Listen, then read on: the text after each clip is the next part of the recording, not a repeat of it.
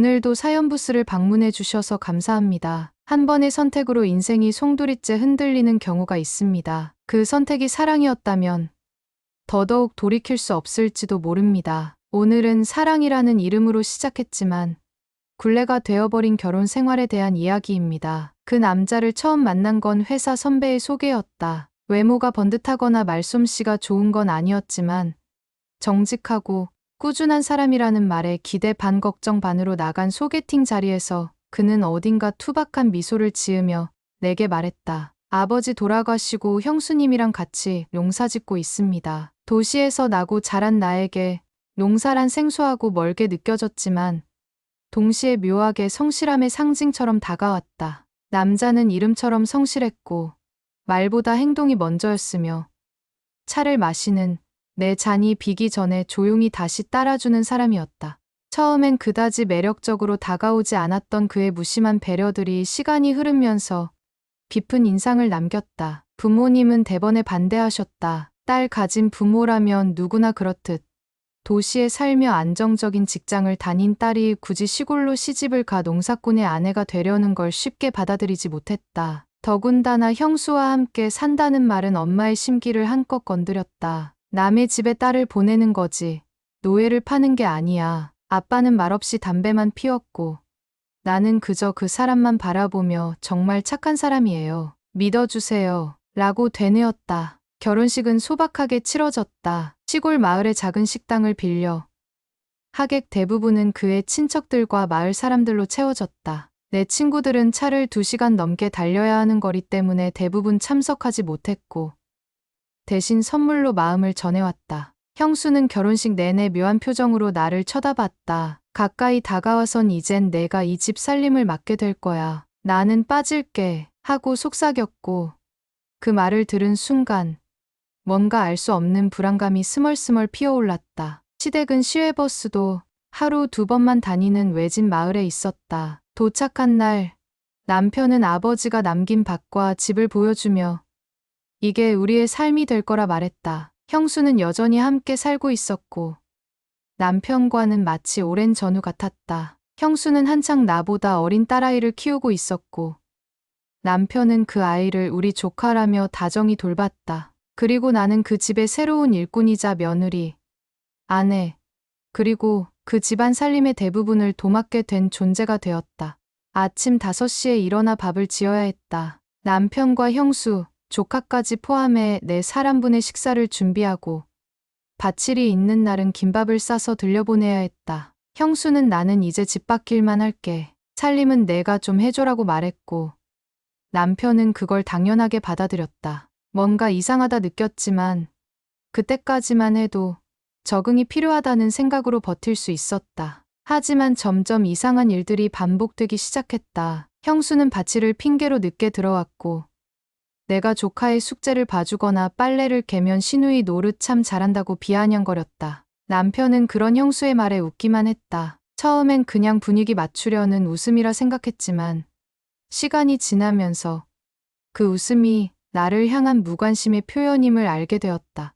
형수가 제멋대로 굴수록 남편은 점점 내게 더 많은 것을 요구했다. 형수 힘드니까 내가 좀 도와줘. 그래도 한 식구잖아. 그렇게 나는 형수의 삶까지 짊어진 아내가 되어갔다. 도시에서 나고 자란 나는 처음엔 흙냄새가 싫었다. 손톱 끝에 낀 진흙과 거칠어지는 손마디.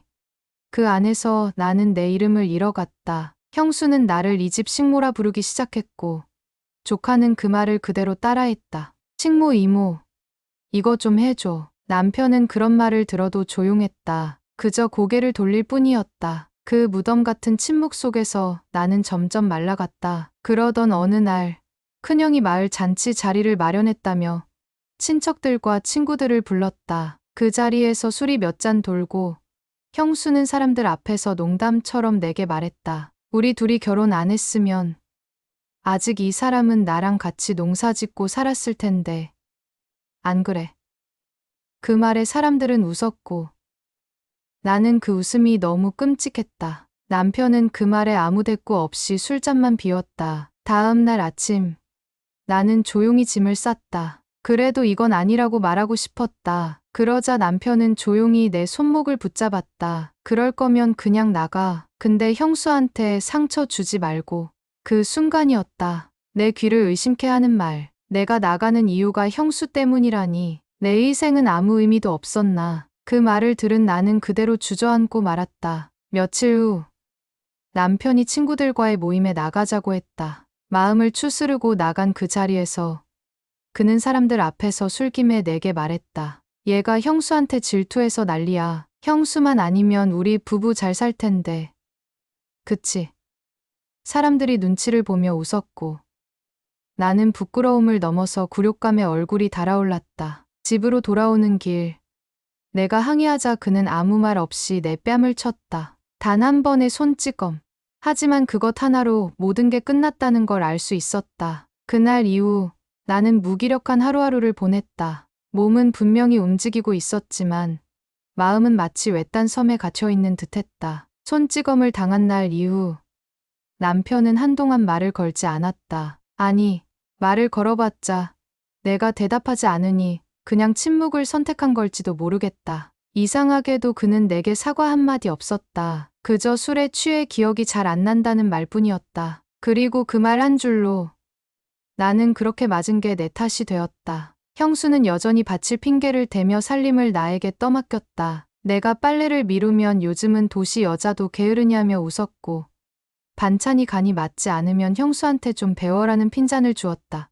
남편은 그럴 때마다 그저 웃기만 했고 아무런 반응도 보이지 않았다. 처음엔 그런 무반응이 그저 둔한 성격 때문이라 생각했지만 점점 그게 이 집의 질서이고 나는 그 틀에 억지로 맞춰지고 있다는 걸 깨달았다. 무언가 하나라도 터져버릴까봐 나는 점점 말수를 줄였다. 입을 다물고 눈을 피하고 마음을 닫았다. 그러자 이상하게도 형수는 더 기세등등해졌다. 장을 보러 가면 내가 들고 있는 장바구니를 힐끗 보며 요즘 며느리도 사치를 하네 하고 말했고 남편은 그 말에 형수.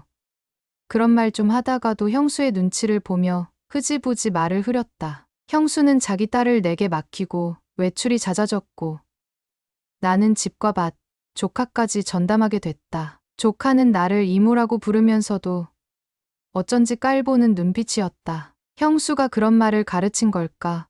엄마가 이모한테 뭐든 시키래. 이모는 밥 해주는 사람이라고 했어. 결혼한 지 1년이 채 되지 않았는데 나는 이미 집안의 노동력이 되어 있었다. 사랑이라는 이름으로 시작한 결혼이었고 믿음이라는 이유로 반대를 무릅쓰고 이 집에 왔다. 그런데 왜 내게 돌아오는 건 무관심과 비아냥뿐일까? 나의 존재는 언제부터 이 집안의 불편한 진실이 되어버린 걸까? 어느 날 남편의 친구 부부가 놀러 온다는 연락을 받았다. 형수는 그날따라 유난히 분주했고 나는 아침부터 음식을 장만하느라 정신이 없었다. 형수는 손 하나 까딱하지 않았고 시누이 노릇 그만하고 이제 진짜 주인 노릇 좀 해보라며 내 어깨를 툭 쳤다. 나는 참았다. 입술을 꽉 다물고 참았다. 그날 저녁 남편의 친구들과 둘러앉은 술자리에서 남편은 또다시 형수 이야기를 꺼냈다. 형수 덕에 내가 이렇게 산다. 뭐든 형수가 도와줘서 잘 되는 거야. 사실 얘랑 결혼하지 말고 형수랑 같이 사는 게 맞았지. 그 말에 모두가 웃었다. 나는 웃을 수 없었다. 그게 그냥 농담이 아님을 누구보다도 잘 알고 있었기에. 그리고 다음 순간 내가 조용히 술잔을 치우려 하자 남편이 내 손목을 잡으며 말했다. 왜? 질투나? 형수보다 못하다는 걸 인정 못하겠어. 그의 눈은 날 비웃고 있었다. 그리고 형수는 그 옆에서 조용히 웃고 있었다. 그 순간 나는 그 자리가 나를 비웃기 위해 마련된 것이란 걸 알게 됐다. 집으로 돌아오는 길 나는 더는 참을 수 없어 말했다. 당신이 말하는 형수, 그 사람하고 살지 그래? 왜 나랑 결혼했어? 그러자 남편은 내게 내가 미쳤었지. 아버지가 돌아가시고 정신이 없었어. 형수 혼자 남겨두면 안 될 것 같아서. 근데 너는 내가 뭘 했는데?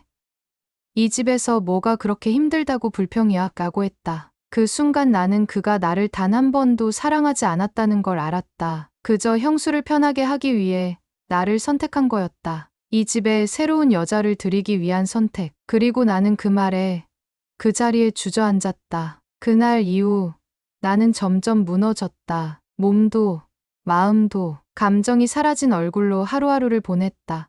사람들은 참 얌전한 며느리라고 했고, 나는 얌전이란 말 뒤에 숨겨진 무력함을 견디며 살았다. 형수는 여전히 마을 사람들 앞에서 나를 내 동서라고 부르며 웃었고, 남편은 그런 형수를 자랑스러워했다. 나는 어디에도 없었다. 내 존재는 누구의 기억에도 남지 않을 만큼 투명해져 갔다. 그리고 어느 날 결정적인 일이 벌어졌다. 남편의 친구들과 다시 만난 자리에서 누군가 내게 물었다. 요즘 잘 지내? 형수님이 많이 도와주시잖아. 나는 웃으며 네, 덕분에요라고 말했지만 그 말이 끝나기도 전에 남편이 술에 취한 목소리로 말했다. 야, 쟤는 형수 때문에 사는 거야. 진짜 얘랑 결혼 안 하고 형수랑 살았으면 어땠을까? 가끔 생각해. 맞지? 친구들이 피식 웃었고 그 순간 나는 그 자리를 박차고 나왔다.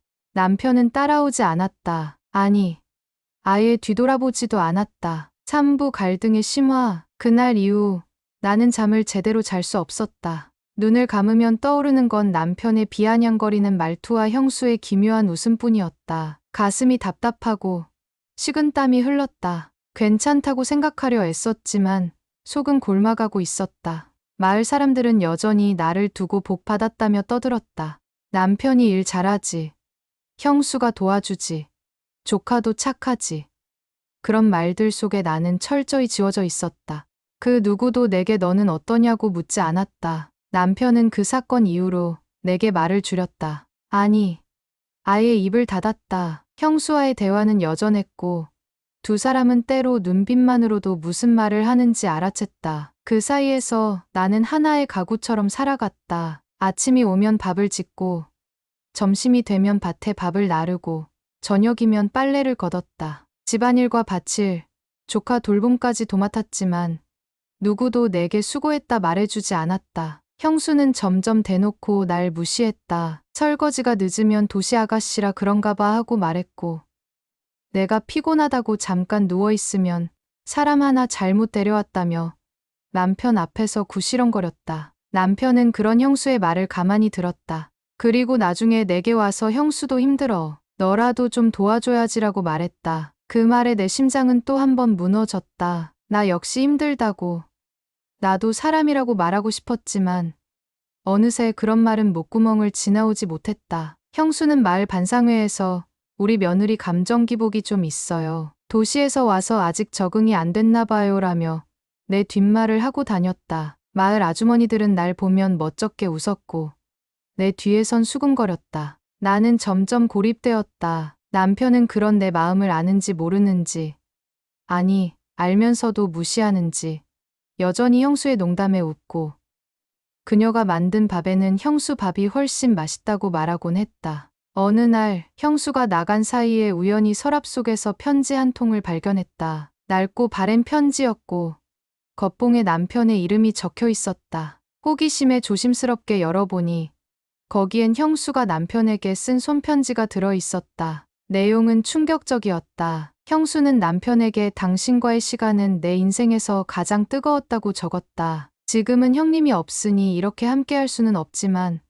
우리 둘의 인연은 끝나지 않았다고 믿는다는 말로 끝맺은 그 편지에서 나는 더는 눈을 뗄 수 없었다. 형수와 남편 그들은 단지 형수와 시동생이 아니었다. 그들 사이엔 분명히 말로 설명할 수 없는 무언가가 있었고 나는 그저 그 관계를 덮기 위한 방패로 존재했던 것이다. 내가 결혼을 결심했을 때 그 사람의 눈빛은 분명 진심처럼 느껴졌는데 그 모든 게 단지 가림막을 위한 연극이었다니. 등골이 서늘해졌다. 머리가 어지러웠다. 바닥이 무너지는 기분이었다. 그리고 그 순간 문이 열렸다. 형수가 들어왔다. 내가 편지를 들고 있는 모습을 본 형수는 당황한 기색도 없이 내게 다가와 앉았다. 봤구나? 어쩌면 잘 된 걸지도 몰라. 이제 그만 착각에서 벗어나. 그녀는 그렇게 말했다. 그 말은 그 순간만큼은 진심이었다. 숨기려 하지 않았고 부인하지도 않았다. 그저 담담하게 당연한 사실을 알려주듯 그렇게 말했다. 나는 그 자리에 앉아 그녀를 바라보다가 이내 웃음이 터졌다. 실성한 웃음이었다. 내 결혼이, 내 삶이, 이 집에서의 나날들이 전부 누군가의 감정을 숨기기 위한 도구였다는 게 너무나 우스웠다. 그날 밤 남편에게 편지를 내밀었다. 그는 그걸 보는 순간 얼굴이 굳더니 이내 화를 냈다. 왜 남의 물건을 뒤져? 그건 예전 일이야. 형수랑 아무 일도 없어. 지금은 너랑 결혼했잖아. 지금 잘 살고 있잖아. 나는 웃으며 물었다. 지금 우리가 잘 살고 있다고. 정말 그렇게 생각해? 그는 대답하지 못했다. 아니, 할 수 없었다. 나는 그날 처음으로 남편을 똑바로 바라보며 말했다. 당신한테 나는 뭐야? 형수를 위한 대체품이었어? 아니면 그냥 농사일 시킬 사람? 그는 한참을 침묵하다가 이렇게 말했다. 그냥 형수 혼자 두기 싫었어. 그 사람 혼자서 감당 못하잖아. 근데 너랑 결혼하면 형수도 편할 것 같았고 너도 착하니까 괜찮을 줄 알았어. 그 말은 내 모든 질문에 대한 대답이었다. 그 사람은 한 번도 나를 진심으로 사랑한 적이 없었다. 그저 형수를 위한 집안 구도를 만들기 위해 날 들인 것이었다. 그리고 나도 모르게 그 말이 튀어나왔다. 형수 위해서라면 아예 둘이 살지 그랬어. 나랑 왜 결혼했어? 왜 내 인생을 망쳐?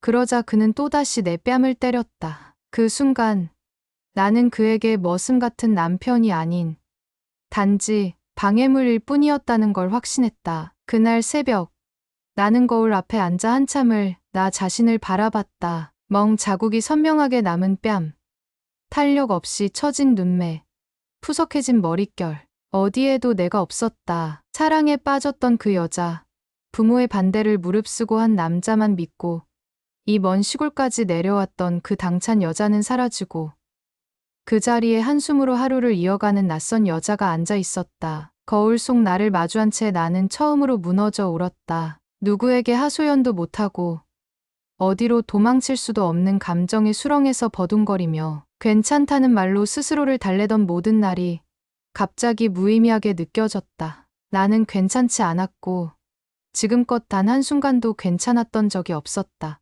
그날 이후 나는 바뀌었다. 아니, 더는 참지 않기로 마음먹었다. 아침 밥상에 형수 몫을 차리지 않았다. 빨래도 내가 입은 것만 개고 조카의 숙제도 손대지 않았다. 형수는 처음엔 당황한 눈치였지만 이내 비웃으며 말했다. 삐졌니? 애같이 왜 이래? 나는 대답하지 않았다. 대신 웃으며 말했다. 이제부터 나도 내 일만 할 거예요. 당신들처럼. 남편은 내가 변한 걸 느꼈지만 뚜렷한 이유를 모른 듯 보였다. 밥이 늦게 나오고 반찬이 단출해지고 형수와 말도 하지 않게 된 나를 보며 그는 은근히 불편해졌다. 왜 이렇게 변했어? 하고 물었을 때 나는 눈을 피하지 않고 말했다. 사람 대접을 못 받는데 내가 왜 사람 노릇을 해야 해요? 그는 말없이 자리에서 일어났다. 아무런 대꾸 없이.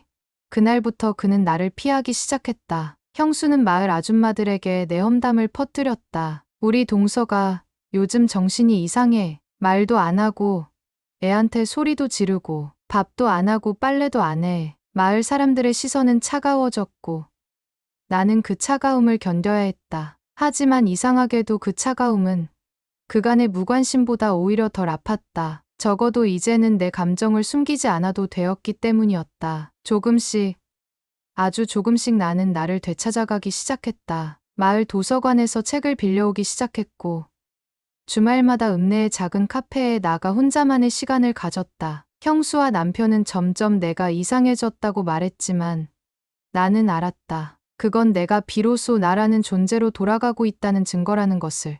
그러던 어느 날 조용히 다가온 기회 하나가 생겼다. 읍내 도서관에서 자원봉사를 모집한다는 공고였다. 책 정리와 아이들 독서 지도, 그리고 가끔 마을 행사의 사회 진행까지. 나는 망설임 없이 지원했고 담당자는 의외로 나를 반겼다. 서울에서 왔다고요? 이런 분들 진짜 귀한데요. 그 말 한마디에 나는 오래된 감정을 마주한 듯 울컥했다. 누군가에게 필요하다는 말, 오랜만이었다. 도서관 일은 생각보다 즐거웠다. 아이들의 해맑은 눈빛, 책장 사이를 바쁘게 움직이는 사람들, 그리고 그곳에서 느껴지는 자율성. 누구의 지시도, 감시도 없는 그 공간에서 나는 비로소 자유로웠다. 그런 나를 남편은 불편해했다. 도서관.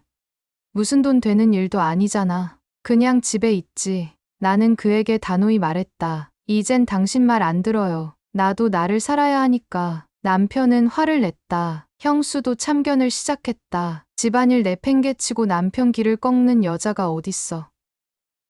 너 도대체 왜 이렇게 변했어? 나는 조용히 말했다. 변한 게 아니에요. 지금이 진짜 나예요. 그동안은 그냥 당신들한테 맞추고 있었던 거고. 그 말에 형수는 말문이 막힌 듯 보였다. 그리고 그날 저녁, 남편은 나를 찾아왔다. 평소보다 조용한 목소리로 그는 말했다. 미안해. 너한텐 미안한 마음이 있어. 근데 나도 형수 때문에 어쩔 수 없었어. 그 사람이 무너지면 안 되잖아. 나는 고개를 저었다. 형수를 지키는 건 당신 자유지만 날 이용해선 안 됐어. 그건 비겁한 거야. 그의 눈이 흔들렸다. 그리고 나는 덧붙였다. 이 결혼, 여기까지예요. 이혼을 꺼냈을 때 남편의 얼굴은 창백해졌다. 그는 몇 번이나 입을 때려다 닫고 말을 고르며 나를 바라봤다. 그게 지금 감정이 격해서 그런 거지. 며칠 지나면 괜찮아질 거야. 그러니까 그렇게 쉽게 결정 내리지 말자. 나는 그저 담담하게 고개를 저었다. 감정적으로 결정한 게 아니었다. 오히려 지금까지의 내 삶 중 가장 이성적인 선택이었다. 남편은 갈피를 못 잡는 듯 안절부절 못했다. 하지만 내가 더 이상 그 사람의 표정을 살피거나 말끝을 기다릴 필요는 없었다. 결혼 생활 동안 줄곧 내가 해왔던 일이었다. 늘 눈치를 보고, 맞춰주고, 양보하고, 그렇게 살아온 내가 이제는 그만하겠다고 선언하자. 남편은 내 앞에서 작아지기 시작했다. 형수는 처음엔 믿지 않는 눈치였다. 뭐, 이혼. 갑자기 왜 그래? 너 혼자 살 수 있을 것 같아. 그녀는 날 내려다보듯 말했다. 예전 같았으면 주눅 들고 고개를 숙였겠지만 그날 나는 눈을 똑바로 마주보며 말했다. 혼자 사는 게 무서운 게 아니라 이 집에서 계속 사는 게 무서워요. 그 후로 며칠간 집안은 정적에 휩싸였다. 남편도 형수도 나를 설득하지 못했고 나는 읍내 법률 상담소를 찾았다. 담당 변호사는 내 이야기를 듣고 고개를 끄덕이며 말했다. 충분한 사유가 됩니다. 증거도 있고 정황도 명확하고요. 처음엔 막막했지만 절차를 밟을수록 점점 용기가 났다. 이혼은 도망이 아니라 회복을 위한 선택이었다. 소문은 생각보다 빨랐다. 마을 사람들 사이에 머슴 남편이 이혼당했다는 이야기가 돌기 시작했고 그동안 나를 무시하던 몇몇 아주머니들은 내가 도서관에서 일하며 달라졌다는 사실을 새삼스럽게 떠들기 시작했다. 그 며느리, 알게 모르게 똑똑하더라니까. 우리 아들도 서울 며느리 데려왔는데 그 집은 금세 도망갔지. 나는 그런 말들에 일희일비하지 않았다. 오히려 웃음이 나왔다. 나에 대한 그들의 시선은 여전히 가벼웠지만 더 이상 그 시선이 나를 짓누르지는 않았다. 남편은 마지막까지 한 번 더 기회를 달라며 무릎까지 꿇었다. 진짜 잘할게. 형수랑도 거리 둘게. 다시 시작해보자. 하지만 나는 차분하게 말했다. 다시 시작할 수 있었던 건 오래전이에요. 당신이 처음 손 올렸을 때. 아니, 그보다도 내가 왜 결혼했냐는 질문에 형수를 위해서라고 대답했을 때부터 우리는 이미 끝난 거예요. 그는 아무 말도 하지 못했고 그렇게 우리는 조용히 이혼 서류에 도장을 찍었다. 도장을 찍고 나오는 길.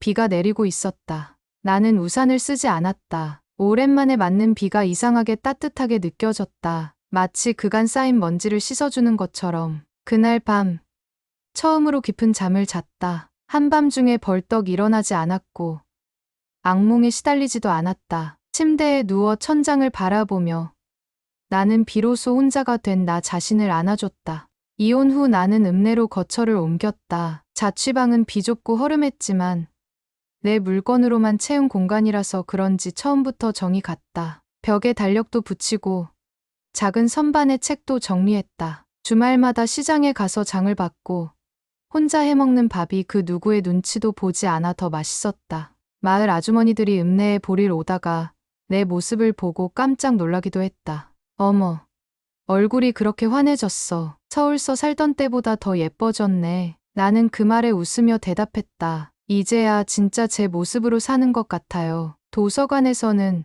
내 능력을 인정받아 정규직 채용 제안을 받았다. 아이들을 가르치고 행사도 기획하고 작은 커뮤니티를 이끌어가는 일이 나를 더 단단하게 만들어줬다. 어느 날 도서관에서 열리는 독서 행사에서 사회를 보게 되었고 연단에 서서 마이크를 잡은 나는 조금도 떨리지 않았다. 마이크를 타고 흐르던 내 목소리는 또렷했고 자신감으로 가득 차 있었다.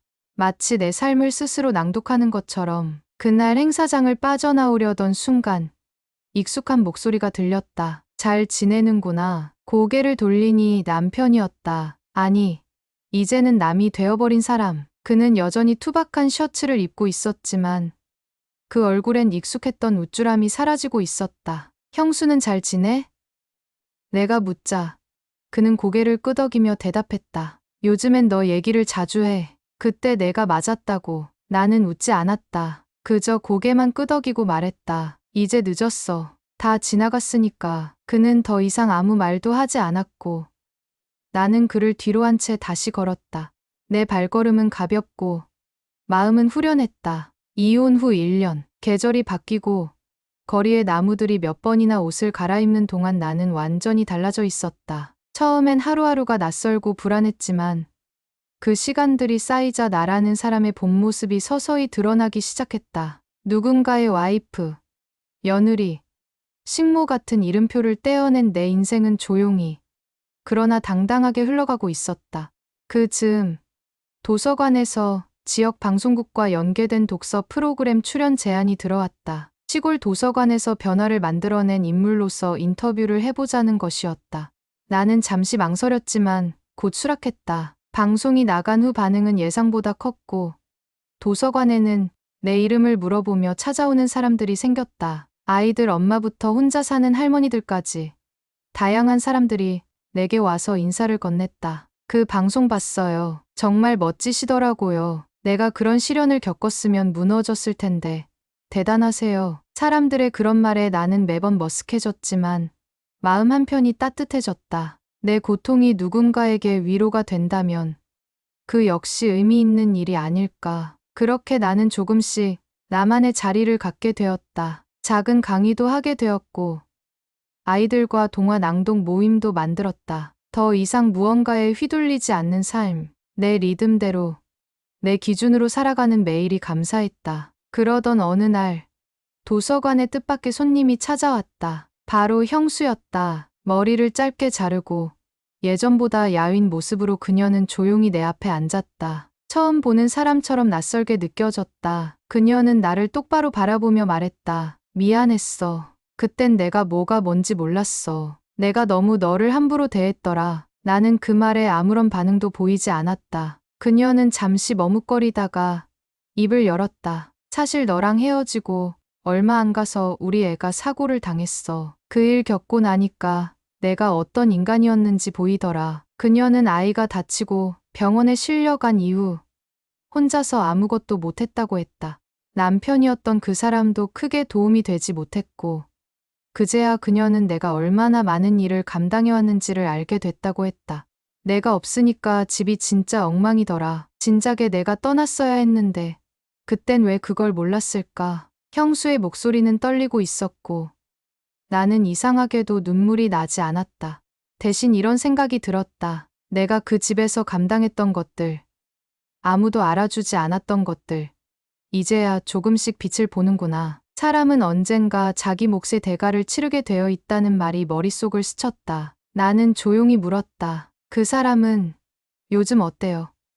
형수는 고개를 저었다. 일은 열심히 해. 근데 예전 같지 않아. 나랑 말도 줄었고 당신 얘기 자주 해. 내가 그때 왜 그랬을까 하면서 나는 창밖을 보며 조용히 대답했다. 그 사람, 나보다 형수를 택했죠. 근데 결국 형수도 못 지키고 나도 놓쳤네요. 형수는 고개를 숙였다. 그래서 찾아온 거야. 그냥 사과하고 싶었어. 늦었지만 정말 미안하다고. 나는 고개를 끄덕였다. 그 말, 지금은 받아들일 수 있어요. 이제 나도 제법 괜찮은 삶을 살고 있으니까요. 그녀는 눈가가 붉어졌고 나는 더 이상 아무 말도 하지 않았다. 둘 사이에 맺혀있던 오랜 응어리가 천천히 풀리는 듯한 기분이었다. 그녀가 돌아간 뒤 나는 책상 위에 있는 동화책을 집어들었다. 아이들에게 읽어줄 동화. 눈의 여왕이었다. 고통을 이겨내고 자신을 찾아가는 소녀의 이야기. 나는 그 책을 들고 조용히 웃었다. 이제는 내 이야기가 누군가의 희망이 될 수 있다는 것. 그것이 내가 지금 이 자리에서 숨 쉬는 이유였다. 봄이 지나 여름이 다가오던 어느 날, 도서관에서는 아이들과 함께 글쓰기 공모전을 열기로 했다. 주제는 내가 사랑하는 것, 그리고 나를 다시 웃게 만든 순간. 나는 아이들 앞에서 그 주제를 설명하면서 문득 내 삶을 되짚어보게 됐다. 나를 다시 웃게 만든 순간, 그건 어쩌면 아주 천천히 스스로를 되찾아가던 바로 그 모든 날들 그 자체였는지도 모른다. 누군가는 나를 가여운 여자라 했고, 또 누군가는 잘 도망친 사람이라 했다. 하지만 나는 어느 것도 아니라 생각한다. 나는 그저 스스로를 지키기 위해 끝까지 발버둥쳤고, 버틴 끝에 내가 살고 싶은 삶을 찾아낸 사람이다. 누군가에게는 너무 늦은 선택처럼 보일지 몰라도 나에게는 정확히 필요한 순간이었다. 그 집에서 한 걸음, 다시 한 걸음 걸어 나올 때마다 나는 나라는 사람을 찾아갔다. 도서관 행사 마지막 날, 마을 어르신 한 분이 내게 다가와 손을 꼭 잡으며 말했다. 자네 목소리를 들으면 괜히 마음이 편안해져. 서울 사람이라고 괜히 거리감 있을 줄 알았는데 자네 덕에 동네 분위기가 달라졌어. 그 말에 나는 처음으로 이곳이 내 자리 같다는 느낌을 받았다. 언젠가 벗어나고만 싶었던 이 시골 마을이 이제는 내 삶의 일부로 다가왔다. 가끔은 그때의 내가 떠오르기도 한다. 주방에서 형수의 눈치를 보며 반찬 간을 다시 맞추던 날들, 조카의 숙제를 대신해주며 울컥하던 밤들, 거울 앞에서 흠칫 놀라며 나를 못 알아봤던 그 새벽, 그리고 더 가끔은 남편의 눈빛도 떠오른다. 정직하다는 이름으로 위선과 무책임을 덮던 그 사람, 한 번도 내 편이 되어주지 않았던 사람. 하지만 이젠 그 얼굴마저도 미움보다는 안쓰러움이 앞선다. 그도 결국 자기 감정 하나 지키지 못한 채 무너진 사람이니까 나는 더 이상 과거에 매달리지 않는다. 가끔은 되새기지만 결코 그 속에 머무르지 않는다. 이제 나는 앞으로의 내가 어떤 이야기를 써갈지를 기대하며 하루하루를 살아간다. 누군가를 위해 희생하거나 누구의 시선에 휘둘리지 않는 삶. 오롯이 나를 위한 인생. 도서관 아이들과 함께 공모전에 쓸 글을 나도 적었다. 제목은 돌아온 나에게. 끝 문장은 이렇게 썼다. 그 어떤 상처도 시간이 지나면 흉터가 된다. 하지만 그 흉터 위에 웃음을 새긴다면 언젠가는 그 자리가 가장 단단한 곳이 될지도 모른다. 글을 마치고 나니 눈시울이 살짝 붉어졌지만 이번엔 울지 않았다. 나는 그저 조용히 고개를 끄덕이며 글을 덮었다. 나의 이야기는 끝이 났지만 이제 시작될 또 다른 날들을 위해 나는 지금도 씩씩하게 살아가고 있다. 살다 보면 때로는 내가 나를 잃어버릴 때가 있습니다. 하지만 포기하지 않고 스스로를 다시 꺼내올 수만 있다면 우리는 언제든 다시 시작할 수 있습니다. 오늘 사연을 들으시며 누군가의 마음이 조금이나마 위로받았다면 그걸로 충분합니다. 지금까지 사연부스였습니다.